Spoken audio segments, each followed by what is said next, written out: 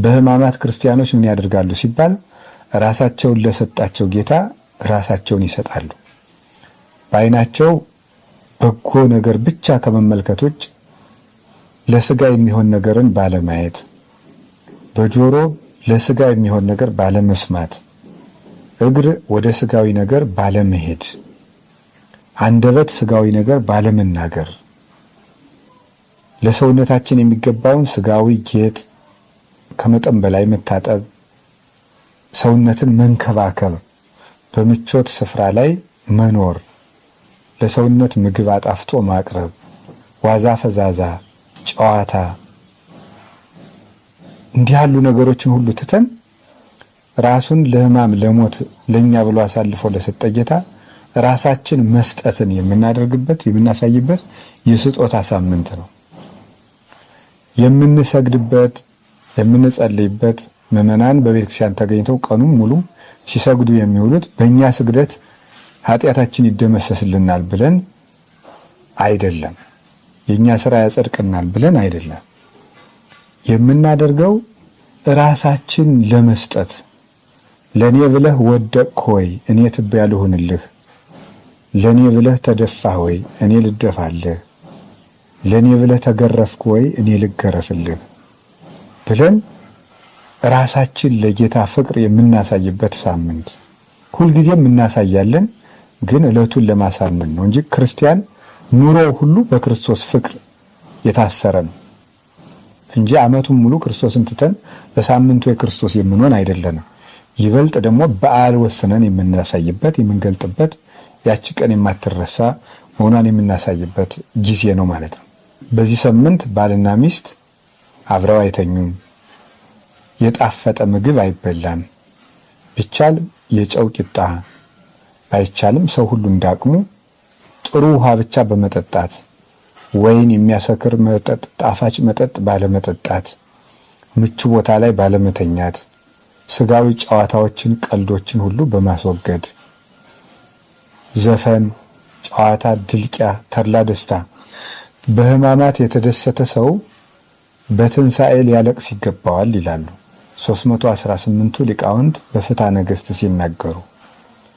ድግስ የለም በዚህ ሳምንት። ይህን ሁሉ አስበን ከጌታ ጋር የምንታመምበት ሳምንት ነው። ከክርስቶስ ጋር የታመመ ሰው ከክርስቶስ ጋር ይነሳልና። እነዚህ ሕማማትም ለእኛ ክብሮቻችን ናቸው። ቅዱስ ዮሐንስ አፈወርቅ እንደተናገረ ይትባረክ እግዚአብሔር ዘሰመየ ሕማማተ ወልዱ ክብረ ወስብሃተ። የልጁን ሕመም ለእኛ ክብር ያደረገ እግዚአብሔር ይመስገን ይላል። የልጁን ሕማም መከራ ለእኛ ክብር ያደረገ እግዚአብሔር ይመስገን። እነዚህ ሕማማት ለእኛ ፈውስና መድኃኒት ናቸው። ወተወክፈ ሕማማተ እንተምሉ መድኃኒተ።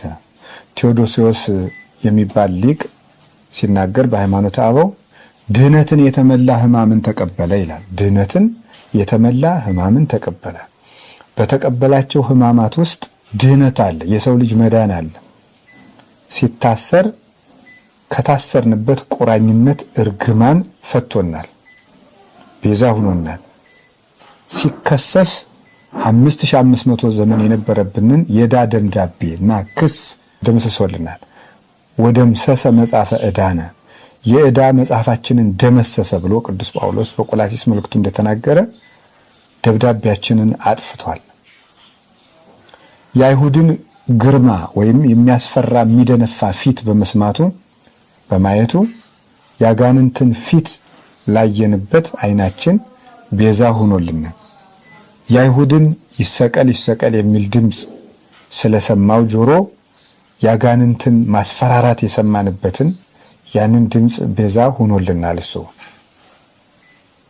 ስለተገረፈ በሕማም 5500 ዘመን በሞት የተገረፍነውን ግርፋታችንን አርቋል።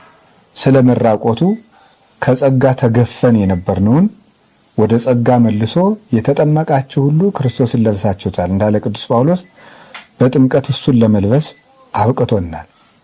በመራቡ ምክንያት ቅዱስ ሥጋውን ክቡር ደሙን አጥግቦናል። ተጠምቶ ሐሞት እንደጠጣ ለኛ መራራ ሞትን አርቆልናል። ስለተቸነከረ ተቸንክረንበት የነበረውን የሞትን ችንካር የሞትን መውጃ ሰብሮልናል። ሞት ሆይ መውጃ ወዴት አለ ያለው ቅዱስ ጳውሎስ ስለዚህ ነው። የሾህ አክሊል በመድፋቱ አዳም ሆይ መሬት ካንተ የተነሳ የተረገመች ትሁን፣ እሾህና አሜከላ ይብቀልብህ ተብሎ ተረግሞ ነበረ። መሬት የተባለ ሰውነታችን ነው። እሾህ የተባለ በእኛ ላይ የሰለጠነብን ኃጢአት ነው።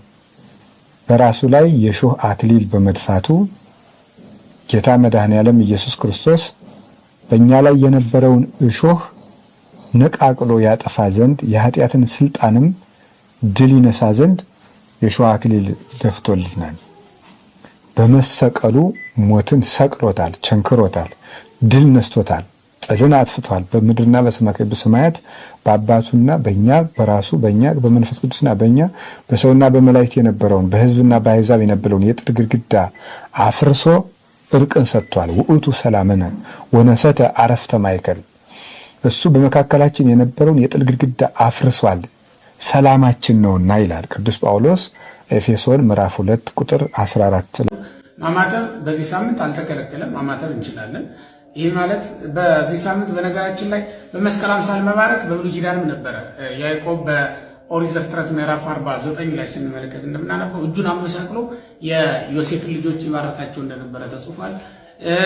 ሌሎች ምልክቶች ይታያሉ። የመስቀል ምልክቶች ነበሩ። በዓለመ መላእክትም የመስቀል ምልክት ነበረ። የተከለከለው በዚህ ሳምንት ስርየተ ኃጢአት ነው፣ ከካህኑ መባረክ ነው። ያም ስርየተ ኃጢአት የሚያሰጥ ስለሆነ ነው እንጂ ማማተብ ኃጢአት ስለሆነ አይደለም። የማይከለከል መሆኑን ልብ ማለት ይገባል። እንዳትከራከሩ ነው ይህንን ምለው አስቀድሜ የምናገረው ማለት ነው። ከዚያ ውጭ ጸሎት ነው። ጸሎት የተከለከለ ጸሎት የለም። በዚህ ሳምንት ጸሎተ ቅዳሴ ነው የማይቀደሰው በቤተ መቅደስ እንጂ የተከለከለ ጸሎት የለም። በግብረ ሕማማት ቢሆን የታዘዘው እስከ ዓርብ ድረስ ታመመ ሞተ እስከሚለው ድረስ ጸልዩ የሚል ትእዛዝ ይገኝ ይሆናል በግብረ ሕማማት እንጂ ከዚያ ያለፈ ይህን ጸልዩ ይህን አትጸልዩ የሚል ስለሌለ መልክም ሊሆን ይችላል፣ ውዳሴም ሊሆን ይችላል። ብትጸልዩ መልካም ነው ክርስቲያኖች እና በዚህም መከራከር ስለማይገባ ነው የማነሳው። መጨረሻ ላይ የማነሳው ሰላምታ ነው። ሰላም መባባል ይቻላል፣ የይሁዳ ሰላምታ ይሆንብናል ብለው የሚያስቡ ሰዎች አሉ። የይሁዳ ሰላምታን እና የሰውን ሰላምታ ምንጊዜም ቤተክርስቲያን ስታወግዛችሁ ትኖራለች።